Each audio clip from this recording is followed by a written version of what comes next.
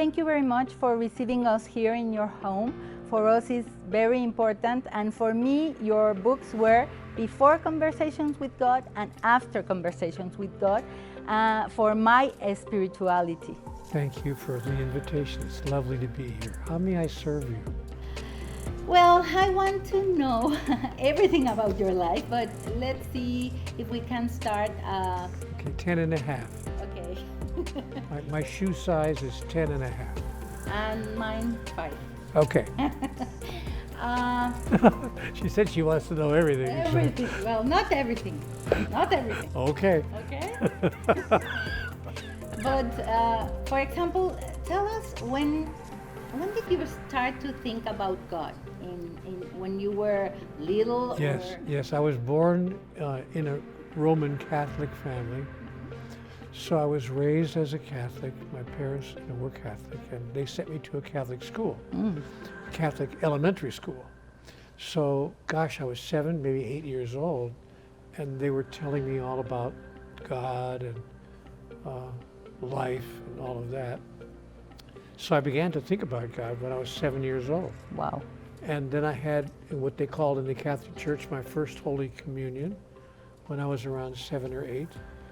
And I remember feeling very filled with the idea of this loving creature that people call God. And then, of course, they told me all about sin. Okay. You know, mortal sin and venial sin, serious sin, that if you die with a mortal sin on your soul, you go right to hell. Venial sin, if you die with a venial sin on your soul, you go to purgatory. I remember asking the priest, because the priest of our parish would come into the classroom once a week and teach us what they called catechism. He would teach us religion for the doctrines of the church. So I said, Father, raise my hand, little 7 or 8 year old child. But I said, Father, what happens in purgatory? How is it different from hell? And he said, well, it's not different from hell, it's just not forever. Oh. So that you suffer the same way you would suffer in hell until all of your sins are burned off your soul, and then you're pure, and then you can go back home to God. But if you go to hell, you never get out. You just suffer for the rest of eternity. Okay. So now I'm 7 years old and I'm hearing this. So I'm kind of scared all of a sudden. I was loving God, and I felt that God was loving me, and then suddenly I was afraid of God. And then I learned as I grew older, 9, 10, and 11, 12 years old, that it was supposed to be good to be a God-fearing man. And people would say, oh, he's a God-fearing man, that he's a good. And I thought, how is it good to be afraid of something? So I was trying to make it equal love and fear. So you're supposed to love God, but you have to be afraid of God if you don't do the right thing. And then I have to tell you one funny story. When I was 9 years old, I was in 3rd grade. The priest came into the room, to the classroom, and he was telling us again about sin. And I said, Father, what is a mortal sin, a sin that can't be forgiven? And you were 7 years old. No, now I was 9. Nine. In 3rd grade. Okay. And the priest said, well, I'll give you an easy example. If you miss Mass on Sunday without a good excuse, well, that's a mortal sin. Wow. If if you have a sick parent and you have to care for them, that's understandable. Or if you're a grown-up and you have to work, that's acceptable. But if you have no excuse and you just miss Mass, just don't go to church on Sunday for some reason, that's a mortal sin. And if you die with that sin on your soul, you will go to hell. I'm trying to gather this information, because that was the week that I missed Mass. I would go to Mass almost every Sunday, but I missed Mass to go play on the playground that Sunday, because it was a beautiful day. It was the first day of summer. It was a beautiful day. I thought, well, I'll just go to the playground. And now the priest is telling me 2 days later, if you miss Mass on Sunday without a good excuse, you're going to hell. unless you you go to confession and confess your sins, and the priest can forgive you. Priest can give you absolution. Don't you think that made me run down to the church? Right. But there was no confession until Saturday. Now this was Wednesday, so I'm praying every night. This is not a funny story. I'm 9 years old and I'm praying every night that I don't die, I don't get hit by a car in an accident or something. Nothing happens to me, that I don't go to hell before I can get to confession on Saturday and confess my sin. So I go to confession on Saturday and I say to the priest, Father, I didn't go to Mass last Sunday. I went to the playground and played instead. And this poor priest, he's a grown man. He must feel sorry for this 9-year-old child. So he gave me, absolution, and he said, well, say 3 Our Fathers, 3 Hail Marys, and 3 Glory Bees, and you'll be forgiven. So I go out to the church and I say my little penance. They call it penance. I do my penance and I say my prayer. But now I'm growing older. Now I'm 11, 12, 13 years old, and I'm trying to figure out what kind of God would send a 9-year-old child to hell if I hadn't gone to confession, if somebody, or maybe even on the way to church, I have an accident, a car hits me, and I die in the accident. God says, sorry, those are the brakes. I guess you got to send them to hell, because the sin was unforgivable. And that's how religions teach us to stay with the religion. Fear. If you don't go to church on Sunday, you're going to go to hell. So they use fear as a magnet to bring people to church on Sunday. So from that point on, I couldn't really totally embrace God as my best friend, because best friends don't do that. Right. Best friends love you without condition.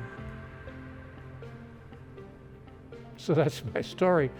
And then I grew up and I finally, but you know what? I wanted to become a priest. When I was 15 or 16, I thought, I want to become a priest because I want to be able to bring to people a message of compassion and love and forgiveness. But my father wouldn't let me go into the seminary when I got out of grade school. My father would not allow me to go to seminary. He said, no, you're too young. You don't know enough about life yet. He said, you do understand that if you go into seminary and you become a priest, no ladies in your life, ever. You can forget about women. Now, I'm 17 years old, and I'm innocent, really. I never even saw a lady, naked. Right. I never saw that. So I'm thinking, do I want to give up,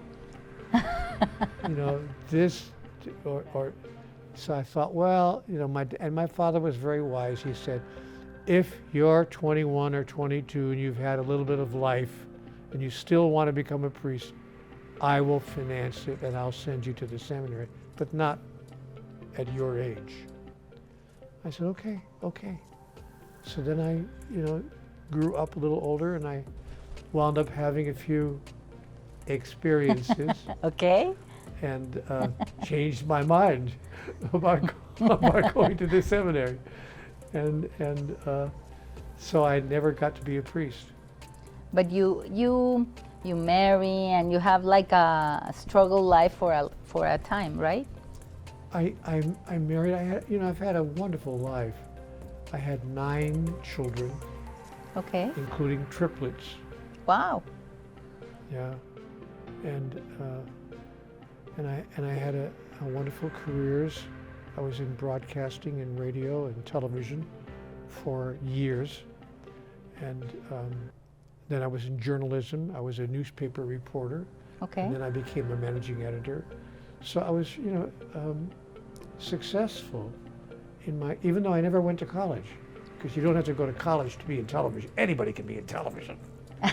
See, don't have to be in college to be in radio or television. All you have to do is be good in front of a camera. Okay. And I'm great in front of a camera. So, anyway, I had a nice career, but you know what? When I got to the age of 45 or 48, I felt like something was missing. Something really important was missing from my life. And I thought, then I was given what I call the triple whammy. Mm-hmm. My relationship with my wife ran into trouble, and we decided to divorce. I was very sad about it. I didn't want that to happen. But we divorced. And so I had to find a little apartment someplace. I agreed to move out, let her have the house. So I found a little apartment. But 5 days later, only 5 days later, I lost my job. Wow. The radio station where I was working was not making enough money. They had lost some advertising, and so they had to cut the staff. And I was the newest hire, so I was the first one to be let go.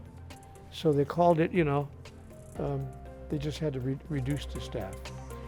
So I was let go. Now I have no wife, no family, and no job. So I'm driving down the road 3 days after that, looking for a job. I'm actually driving to a job interview. Okay. And a man crashes into me, an older man. He must have been 84 or 85 years old. He thought he could make a left turn and in front of me, but he didn't judge it right, and he smashed right, as I'm driving down the road, he smashed right into me. I broke my neck. And it was not a small hairline fracture. The report said I had a 3/4 inch avulsion fracture of the 7th cervical vertebrae posteriorly. In other words, my neck had a break in it that wide. You could put a pencil through it. And it was very serious injury, very serious. And they took me to the hospital, of course, immediately. When they put some painkiller in me, and when I woke up from the drugs they gave me, the doctor said to me, "You do understand that most people who have that kind of a serious injury and break their neck die. And if they don't die, they wind up being crippled from the neck down. You have not suffered either one of those outcomes." It was like a miracle. He said to me, he used that word. He said, "You're a miracle. 1 in 1,000. Then he looked at me and he said, "So what are you going to do with the rest of your life? Because you shouldn't even be here." So I thought long and hard about that. But then I had no money. I was out of work. And after a month or two, I couldn't pay the rent on my apartment. And the owner of the apartment ejected me. He told me I had to leave. Because you weren't able to pay the rent. I wasn't able to pay the rent. Mm-hmm. So now I had nowhere else to go. And so I was wound up living on the sidewalk for a year. I was what they call in America a street person for 1 year. Wow. Going from person to person, asking for a handout, maybe a quarter, a dime, maybe $1, whatever you have that you could spare, please. So, and I was asking everybody on the street. And by the end of the day, maybe I would get $6 or $8 or maybe $10 if I asked enough people. And I could go and maybe buy a hamburger and some French fries and have something to eat. But I learned what it was like to live without any dignity at all. Now remember, I'm sleeping on the concrete. I'm sleeping outside. There's no place to go. There's also no place to even use the bathroom. That's horrible. So I'm going into restaurants pretending to be a customer and then using the restroom, using the men's room. But they would catch on to me after a while because I looked terrible. You know, I couldn't take a shower. My hair looked terrible. I didn't smell so good. So after I would go into the restaurant, the owner would say, no, because he didn't want me asking other customers. Right, for money. Yeah, for money. Right. He said, no, out. I said, please, I just want to use the bathroom. He said, no, out. So only one wonderful lady, I'll always remember her. She was the manager of a little restaurant downtown. You were here in Oregon? I was in Ashland. In Ashland, okay. Oregon, yeah, when all this was happening. And I opened the door and the lady said, we don't want any homeless here. I said, please, I really need to use the bathroom, please. And she said, you promise me you won't talk to any customers? In and out. Do we have a deal? And I said, yes, ma'am, thank you. And she let me go into the men's room, do what I had to do, and come right out and leave. And then whenever I went in there, whenever I had to use the bathroom, she knew that I was going to keep my promise. And so she was kind enough to let me have a place to use the bathroom with dignity at least, not have to try to find some bushes or wherever I could find. So I lived that way for a year. And then finally I found because nobody would give me a job. Now you have to understand, because I had an injury, Right. I'm wearing a collar to keep my head up. It's called a Philadelphia collar. Yes, I know. And I'm wearing this collar to keep my head up. Nobody would hire me because when I would ask for a job, they'd say, we can't hire you now. You're a walking insurance claim. Where you make one wrong move with a broken neck and we're going to be paying your hospital bills, your medical bills for the next 5 years. We can't hire you.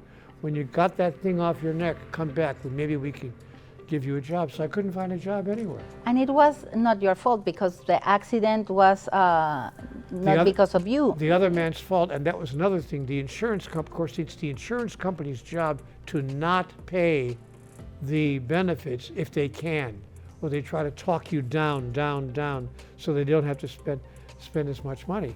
So it took them a year and a half to give me what they should have given me within days after the accident.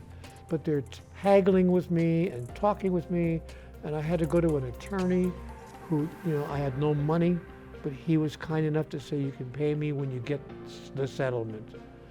So a year and a half later, the insurance company finally gave me the settlement, the benefit. But then I was already on the sidewalk. But I found a little apartment finally, and I started my life over. And then that's when I woke up. That's when you hear the voice. Well, I woke up at 4:30 in the morning, and I was so angry about life, trying to find a job. By that time, I finally found a little part-time job doing work on weekends. But I'm sitting in that little apartment, and there was a yellow legal pad on the coffee table in front of me. I thought, and it's 4:30 in the morning. I woke up, I couldn't sleep. So I pick up the legal pad and I wrote an angry letter to God. Dear God, I can remember it like it was yesterday. What does it take to make life work? What am I doing wrong? What have I done to deserve a life of such continuing struggle? And then I remember writing, tell me the rules. I'll play the game. Just give me the rules. And don't change the rules every 5 minutes, because my experience was that the rules of life were changing every time you turn around. So I was writing this angry letter, and then I heard in my mind a voice. In my mind, I thought it was so real. I thought the voice was in the room behind me. A very gentle voice that said, Neil, do you really want answers to all of these questions? Or are you just venting, just getting it off your chest? And I remember answering, I turned around, there's nobody there. I thought, terrific. Now I'm even imagining, I'm going out of my mind, what's going on? So I wrote on the paper, yes, if somebody has answers, I sure as hell like to have the answers. And the voice said, wouldn't you rather be sure as heaven? And I wrote down, what's that supposed to mean? And pretty soon I found myself in a back and forth dialogue. I'm writing, I'm hearing, so I wrote what I was hearing. And then I'm writing my next question, and I get an answer, and I wrote what I'm hearing in my mind. So now I have an on-paper dialogue, which went on for hours. Because it started at 4:30 in the morning, now at 10 o'clock in the morning. Hours later, I'm still doing this. I've got pages and pages and pages of handwritten dialogue. And you were writing what you were hearing. Yes. Everything I heard, I wrote down because I wanted to keep a record of it. I wasn't trying to, I never thought it would be a book, but I wanted to, it was so interesting to me and so fascinating that I wanted to not forget. So I thought, write everything down. It was like taking dictation. I felt like somebody's secretary taking dictation because I was asked questions and get an answer immediately. So yeah, and I had this question answer experience, never dreaming that anyone else would ever see it. It was a private, sacred moment in my life. But in the dialogue, now I was told, you will make one day a book of this, and it will be accessed by many people. And I thought to myself, now I gotcha. Because I was wondering, is this really God? What is it? My imagination? What's happening? Because I even asked God at one point, what's happening? Is this just my imagination? Am I just imagining this? And God said, why would I not use your imagination as one of my tools with which to communicate? Where do you think Mozart got his music? Where do you think Michelangelo got his art in the Sistine Chapel? People imagine things all the time, and from their imagination, sometimes genius arises. So God said, why would I not use your imagination? So you asked the wrong questions. So in any event, when he told me this would become a book one day, accessed by many people, I said, now I gotcha. Because nobody's going to publish a book by a guy who says, hey, I'm talking to God. Can you imagine? I thought I could just see a publisher reading this dialogue, saying to his staff, hold the presses, stop everything. I got a guy here who's talking to God. It's not going to happen. It's not going to happen. So I thought there's a 1 in a million. It's never going to happen. So I sent, when I finished my dialogue, many months later, I sent it to a publisher of a small town publisher. And it wasn't a major publisher like Simon and Schuster, or but I sent it to a small publishing house just to see what would happen. And I got a call, and he says, we love this material. We're going to put this book out. I said, no, you're kidding me. He says, no, we're going to put the book out. So they did. And I thought, well, okay, maybe it'll sell 500 copies. Who's going to buy this book called Conversations with God? Talk about a presumptuous title. So I thought maybe 500 people will read it. Well, it wasn't 500 people. It was 15 million Wow. in 37 languages. The book was published around the world. Neil, many people ask and think why God doesn't talk to me. God talks to everyone all the time, and that's the whole point of the book, because I asked the same question. I kind of asked it in reverse, but I did say to God, why me? Why would you talk to me? And God said, Neil, don't think you're so special. I talk to everyone all the time. They call it something else. They call it women's intuition, or a psychic moment, or an epiphany, or whatever other word they want to use to describe a sudden idea that comes to them in the shower or whatever. But God said, I talk to everybody all the time. They simply call it something else. And did you find any difference between the ones, because the first 3 books and then years later the 4th conversation with God was like a dictation to you? Do you find any difference between those 4 books and the books that you wrote by also your inspiration?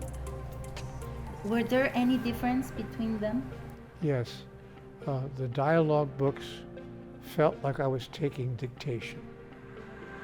The books that were not back and forth dialogues, that I wrote to explore and expand the ideas in the dialogue, those books felt more like inspiration, not dictation, but inspiration.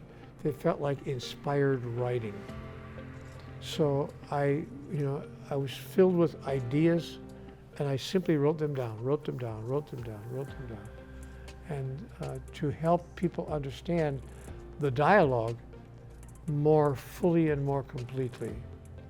So I wrote books that support the dialogue. And do you think, for example, in the dialogue there are many profound things, no? And when you were writing them, I mean, you were like, oh my God, now I understand. In that understand of those books, you find a shift in your life? Oh, yeah. But first you have to know this. When I first received some of those statements, I was shocked and surprised. For instance, I remember God saying to me, Neil, there's no such thing as right and wrong. There's no such thing as right and wrong? Well, how can that be possible? And God said, there is only what works and what does not work, depending on what you're trying to do. But you have made it wrong to do things that don't work, not just because it was a mistake or an error or an accident. No, you make something wrong and you punish people. You punish them with money, you punish them with jail, you punish them with death. You punish people for doing something that was a mistake or an error, because you're a very primitive species. So, okay, then that was only one of the many statements. Then God said to me later, Neil, there's no such thing as the 10 Commandments. What? There's no such thing as the 10 Commandments? What are you telling me? So there were many, many statements in the book that stopped me, and I was very, very shocked and surprised. There are no victims and no villains, God said. So I had to let go of all my ideas about life and how it works, and God made it clear to me that she does not punish anybody. Hell is a fiction. We've manufactured the idea. It's a story we tell each other. But God said, no, I don't send people to hell. There is no hell. And there is no Satan. There is no devil. If there is no hell, and supposedly it's not heaven also? No, there is heaven. There is heaven. Yeah, there is a place that we would call heaven, when we die, when the body dies, the soul, because we are three-part beings, made of body, mind, and spirit. And the soul, or the spirit of us, does go to a different level of existence that we would call paradise or heaven. And also, when you were like getting all this information, you transform your life because of all the information that you receive in those conversations. But after writing Conversations with God, were there some times that you couldn't be able to live with that philosophy or with that way of seeing life again? Yes. Living the messages, putting the messages in my life as a practical matter didn't always work. Even to this moment, to this very day, the biggest challenge of my life is to live into the messages that I receive, to be loving without condition, to be caring and compassionate, to be always positive, and to be a model of what's in those books. So it's not easy because of the culture. It should have been easier for all of us, but because of the way we were raised, because of how we were brought up, you know, right and wrong and punishment and all the rest, fear and being afraid of authority and all of the rest, the things we shouldn't do, the don't do this, don't do that, don't do this. It's made it very difficult for human beings to follow the path that liberates the soul and allows us to experience our life in a more profoundly peaceful way.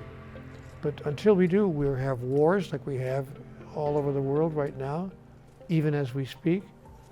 We've had wars for 95% of the human experience. People battling with other people. And poverty, terrible poverty on the planet. Do you know something, Christina? Every hour, 653 children, 653 children die every hour on this planet of starvation. Of starvation. While we throw away more than enough food in restaurants that we don't finish, we don't complete, we send it back to the kitchen and they throw it away.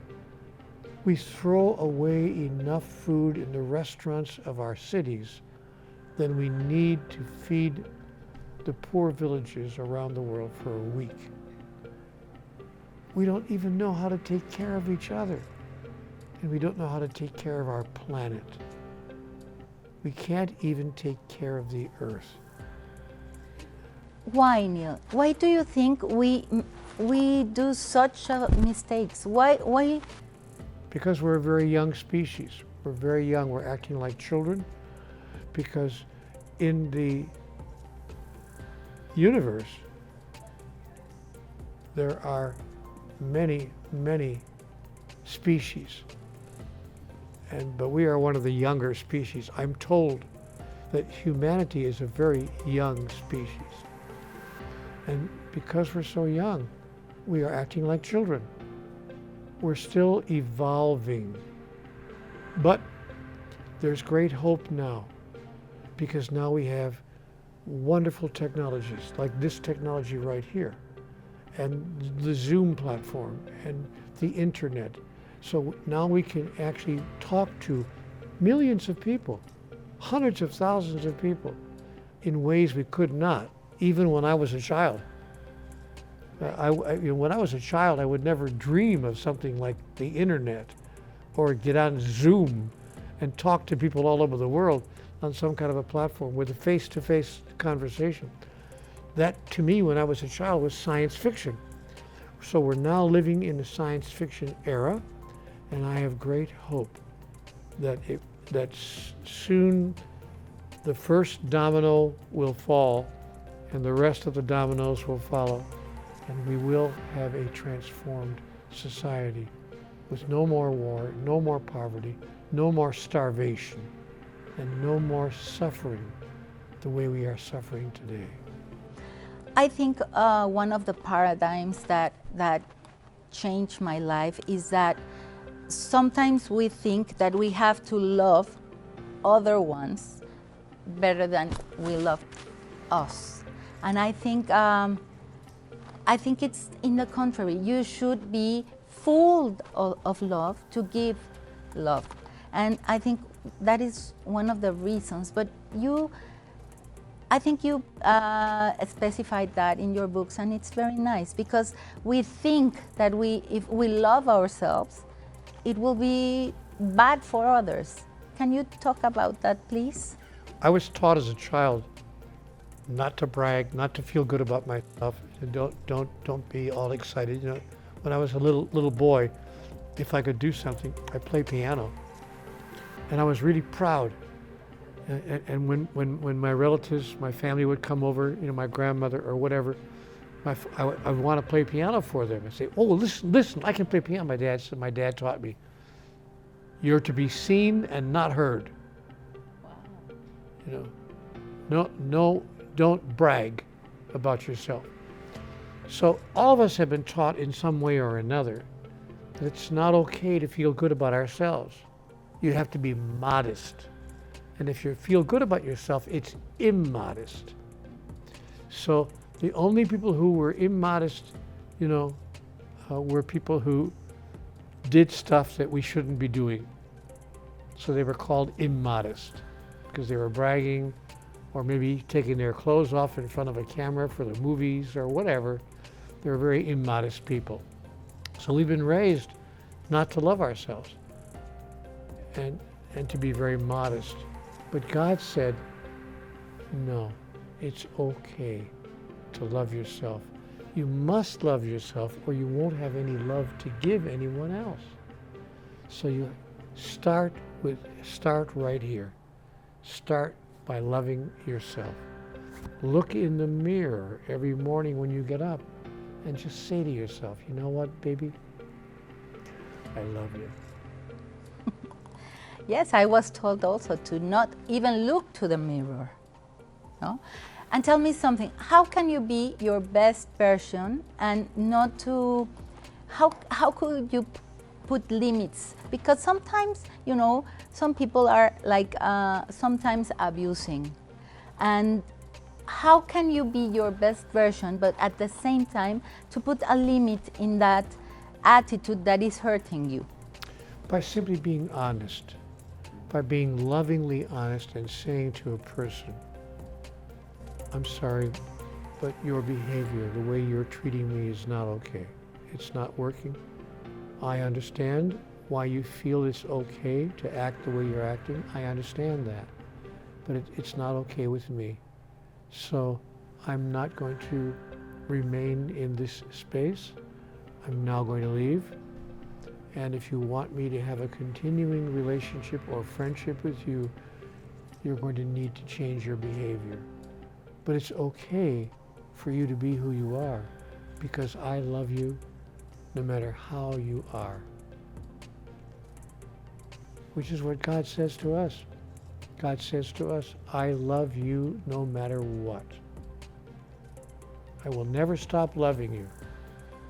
It doesn't matter the behavior. It doesn't matter to God because God understands. So God, you know what? I always say, God will never forgive you for anything.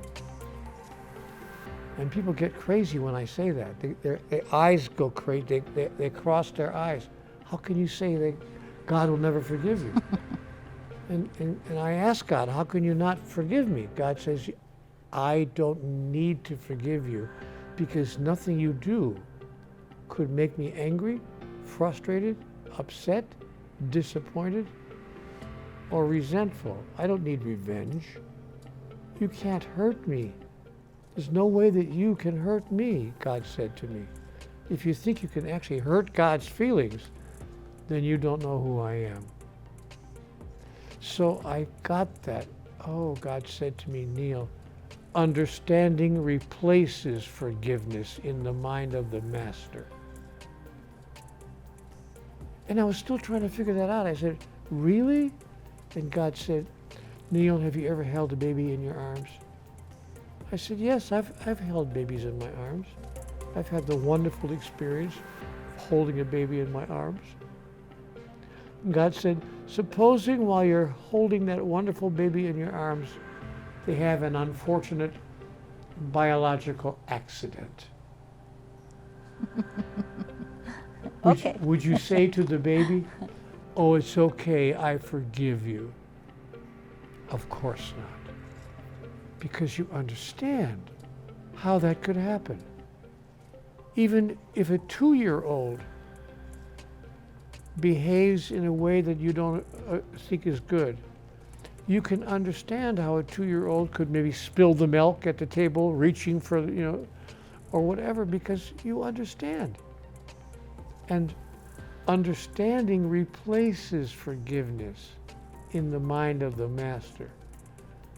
And when you can understand how even adults could act like children, calling people names, saying cruel things, or behaving in a way that a child would behave, when you can understand how a person can do that, then you no longer have to worry about forgiveness,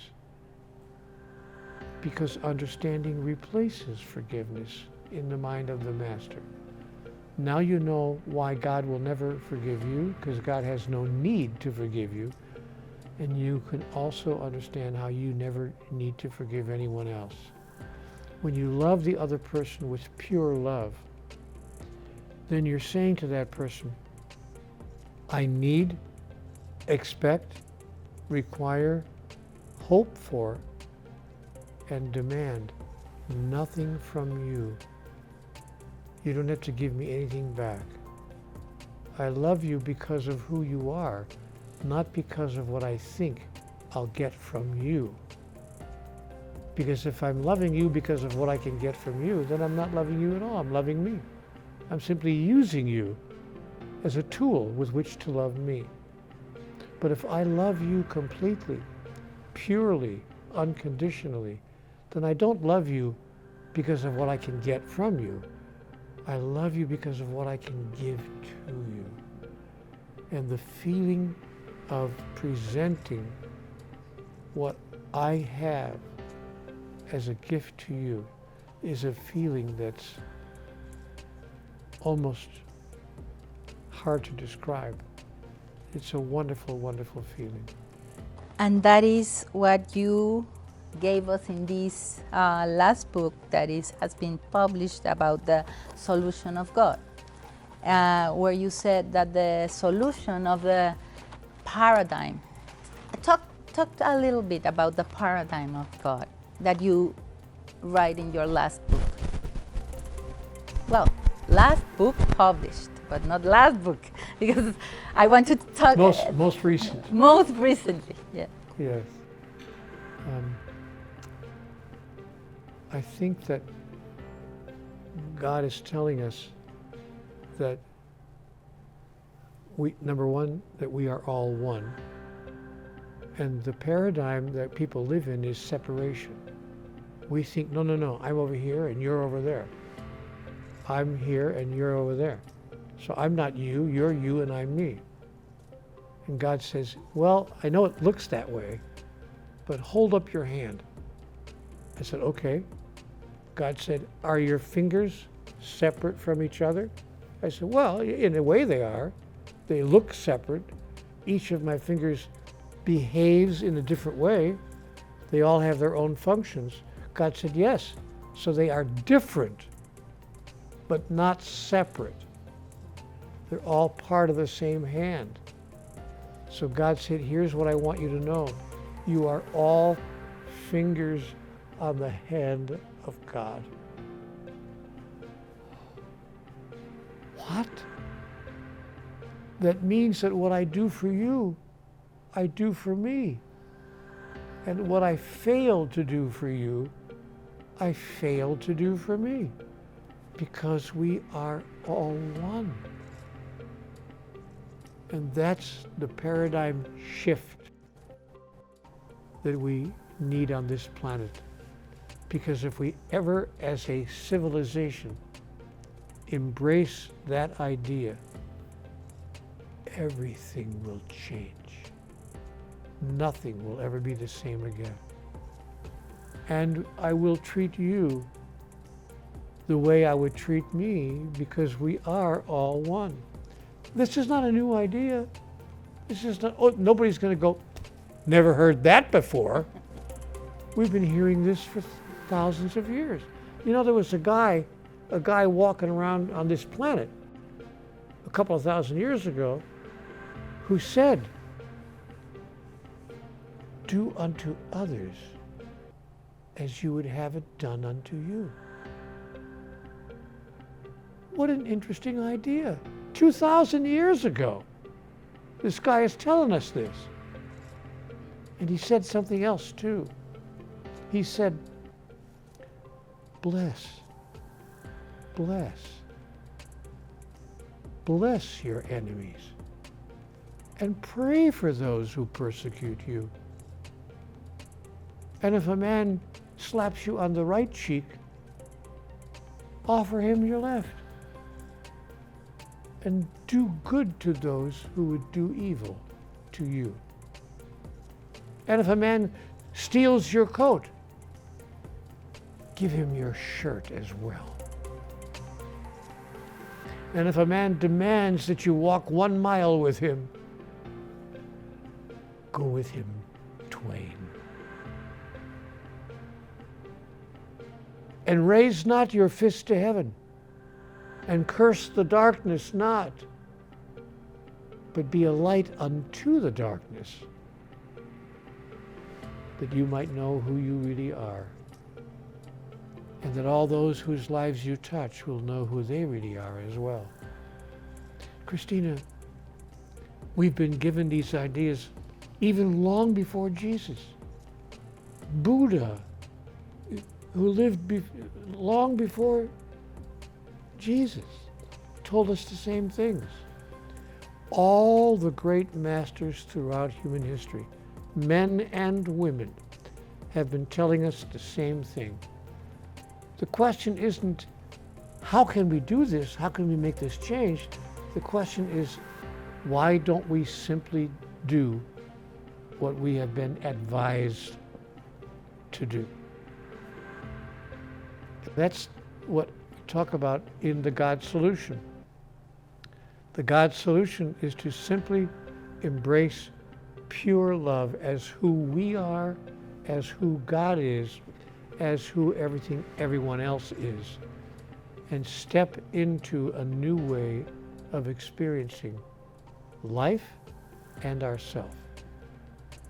And the last 4 chapters of that book, chapter 24 through chapter 28, talk about how to use manifestation, how to manifest the reality that we are choosing to live by in our life. How can we be heroes of ideas? Yeah, that's an interesting question. The book talks about idea heroes. In order to say these things publicly, you know, what I'm saying here, you know, sometimes doesn't go over so well in other places, in public. You have to be a real hero. You have to be a real spiritual hero to share these ideas and to live into them. And I said to God, you know, I don't understand. What's an idea hero? Give me an example of an idea hero. God said, oh, okay, Galileo. Galileo was an idea hero because he said, hey, guess what? I've just discovered that the earth revolves around the sun. Now, and he was an idea hero because the Catholic Church taught at that time, no, the sun revolves around the earth, because the Catholic Church said that the earth was the center. So we've been given these messages, you know, for thousands of years by all the great spiritual messengers from the beginning of time. And in that book, in chapter 24 through 28, the last 4 chapters, talks about how we can use the energetic process that we call manifestation to create collectively and individually the reality that we would choose. That's why it's called the God solution. If we simply use the power that God has given to all of us, we could solve the world's problems, at least the problems that we are creating. We can't stop a meteor from hitting, or an earthquake, or a tidal wave. Or a volcano. or volcano, yeah. So fair enough. Those are natural, what we call natural disasters. But we can certainly change all the man-made disasters that we experience on this planet. And there are a lot of them. A lot of man-made disasters. It's impossible for us to allow 600 children to die of starvation every hour if we simply decided to live according to what we understand to be the highest spiritual truths. There's enough to go around for everybody. And sometimes it's difficult for us to understand that we have this power, because if you say, for example, that we are God, or we are a part of God. A part of God, yes. That gives you all the power you need to create. And sometimes it's difficult to understand that the power is within us. Yes, because most religions tell us that this is not true, that we are not a part of God, not the way it's described in conversations with God. In fact, I was told that if you think that you and God are one, that you are committing blasphemy. Right. That's heretical. You can't say that. So it is difficult for many people to believe that power has been given to all of us. But in fact, the energetic that is divinity is embedded in every single person. Here's how I explain it to people.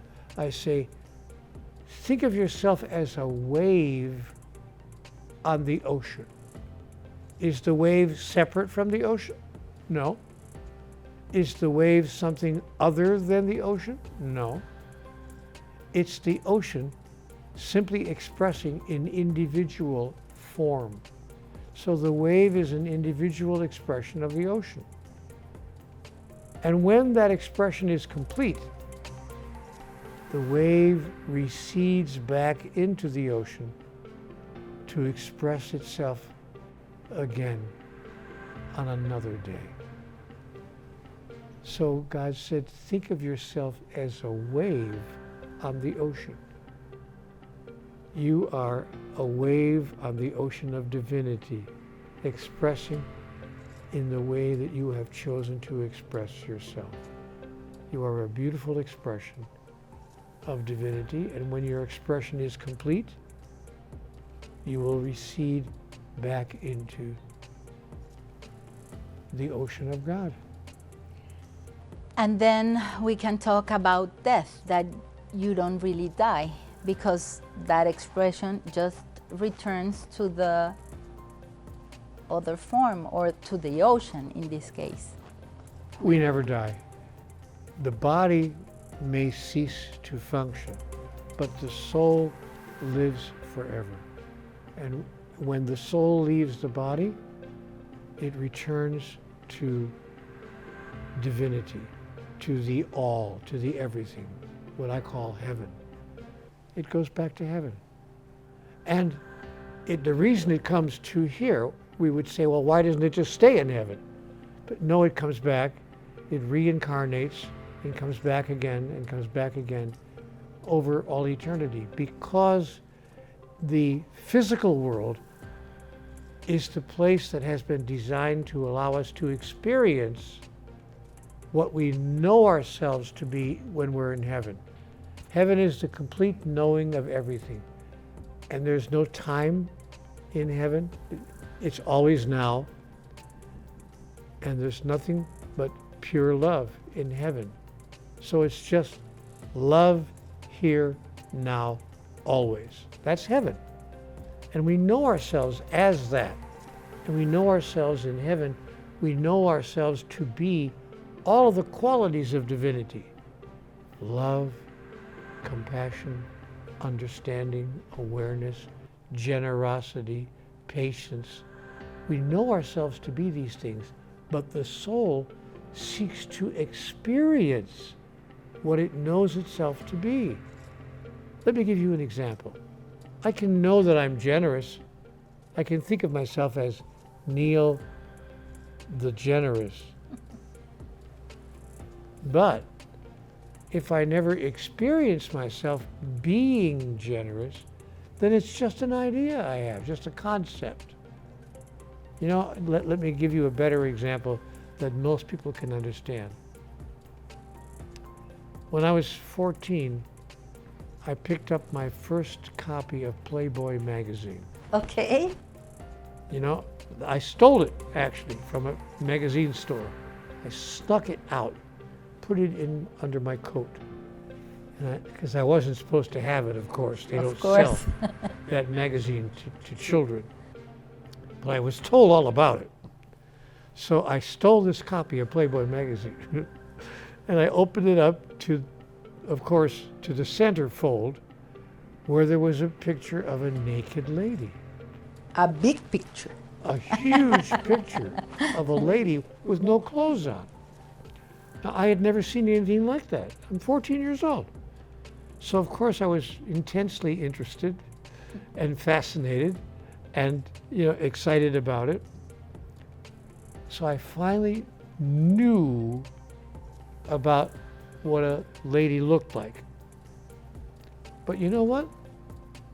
That wasn't enough for me.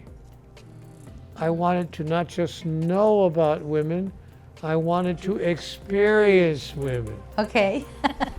I wanted to not just know about sex, I wanted to experience sex. I use it as an example because most people can understand that. So I wanted to know about every aspect of divinity, not just to know about generosity. I wanted to experience myself being generous. I didn't want to just know about compassion. I wanted to experience myself being compassionate. I didn't want to just know about this thing called love. I wanted to experience myself expressing love. But now here in the realm of physicality, I could express what I knew myself to be for a very interesting reason. Because here, there was the opposite. And I needed the contrast of the opposite to know who I really am. To make a simple example that everyone can understand, let's pretend that I think of myself as the light. Just as an example. I'm not saying that I do, don't get me wrong, but as an example, as a metaphor. So as a metaphor, I said to God, what if I think that I am the light? God said, that's great, except there's nothing else but the light. You're the light, he's the light, she's the light, everyone else is also the light. So you're like a candle in the sun. You're there all right, but you can't experience yourself as the light because you're in the sun with a million kajillion other candles, as a metaphor. So if you want to experience yourself as the light, what do you need? The darkness. You need the darkness in order to experience yourself as the light. Therefore, bless the darkness and do good to those who are experiencing their own darkness, so that you can know yourself as the light, and everyone else can know themselves as the light as well. And that is an explanation between good and bad. That is why we are here on this planet. That's why we leave the realm of the spiritual to come to the realm of the physical. Because the realm of the physical has a contextual field where there is light and dark, fast and slow, big and small, what you call good and what you call evil. There is relativity here and there, up and down. So the realm of the physical was designed as the perfect place for us to experience who we are by allowing ourselves to notice who we are not. Because in the absence of what you are not, what you are is not. It can't be experienced. So I can't even experience it, and I am a male, but I can't experience the fullness of my masculinity unless there is femininity pretty close. So be careful, because I'm very dangerous. Neil, and I know that you have 2 more books coming. Can you tell us about that? I have a book coming out in November called God Talk. It's a book that explains how we can all have our own conversation with God. Oh, that will be great. Well, you know, because it's the question I'm asked more than any other question. And a publisher actually called me and said, would you be willing to write a book about explaining to people how they can all have their own conversation with God? I said, yes, I can write that. So I wrote it for them, and they're putting it out in November. Then I'm writing a second book that'll come out in 2024 called Putting Death to Death. It's a book about how we could change humanity's behavior if we all knew that we never really die. We just live forever in another form. And then we can even come back in a different physical form through a process that we call reincarnation. But we never really stop living. We simply change our address. It's kind of like somebody said to me yesterday, oh, it's just like a change of address. Yes, but we don't stop living. And once we know that, then we know that there is a different reason for us even being here. So my life is not about my career, my home, my car, how much I earn, all those things. I let go of all of it. I lived on the street for a year, sleeping on the concrete. I know what it's like to have not even 25 cents, or what is the money in Mexico? Pesos. Pesos. I know what it's like to have not even 1 peso, not even one. Can't eat, no place to sleep. Sleep on the ground, and when it rains, and you get wet. That if it's cold, and you shiver. And if you're hungry, you have to go to people and put your hand out and say, please, please, anything you have, could you share it? I know what that is like. So now that I have enough and more than enough, I never miss an opportunity to share. Whatever it is, not just money, but understanding, wisdom, love. So be careful, because I'm very dangerous. Yes, you are, because you really changed my paradigms. You know, Mexico is a very Catholic country, but I think your books can like get close to our spirituality. We do not, I didn't see your books like against something. I see your books like growing with and growing love. I think everything that not only Catholics but any religion shares is this pure love that you describe in your last book. So we are really excited to receive you in September because I think you can make a lot of us change about what we think we can give to the world. So children don't die about starvation and many other things, violence and many other things. So Neil, I am really, really grateful to you to receive us in your home and to take a time to talk about these things that are very special. Thank you. It's been wonderful to share this time with you. I've enjoyed every single minute, and I can't wait to see all of you when I'm there with you in September. So come and join us, and let's talk about life. Let's talk about love, and let's talk about you.